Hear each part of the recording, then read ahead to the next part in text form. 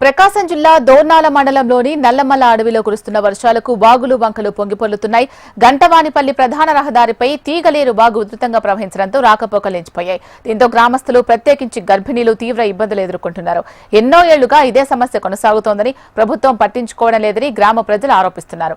వాగు కారణంగా గ్రామం బయటికి వెళ్లిన వారు తిరిగి రాలేని పరిస్థితి నెలకొందని తక్షణమే బ్రిడ్జి ఏర్పాటు చేయాలని గ్రామస్తులు డిమాండ్ చేశారు.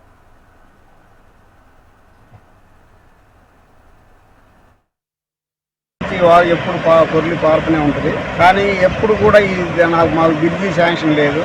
బ్రిడ్జి లేక మేము వచ్చేటప్పుడు వాగు వచ్చినప్పుడు రాకపోకలకు అంతరాయం కలిగి ఎవరైనా ఇబ్బందిగా హాస్పిటల్ పోవాలన్నా ఇబ్బందిగా చాలా ఇబ్బంది పడతాం.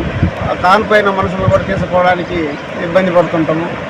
కాబట్టి మాకు గత ప్రభుత్వంలో కూడా బ్రిడ్జి శాంక్షనింగ్ అయిందని కానీ కాలేదు. ఇప్పుడు ఈ ప్రభుత్వము ఇప్పుడున్న మేము ఇబ్బందులు పడతాము. గతంలో ఒక అబ్బాయి కూడా చనిపోయిండు. ఈ ప్రభుత్వం చర్య తీసుకొని ఈ బ్రిడ్జి శాంక్షన్ చేస్తుందని కోరుకుంటున్నాము.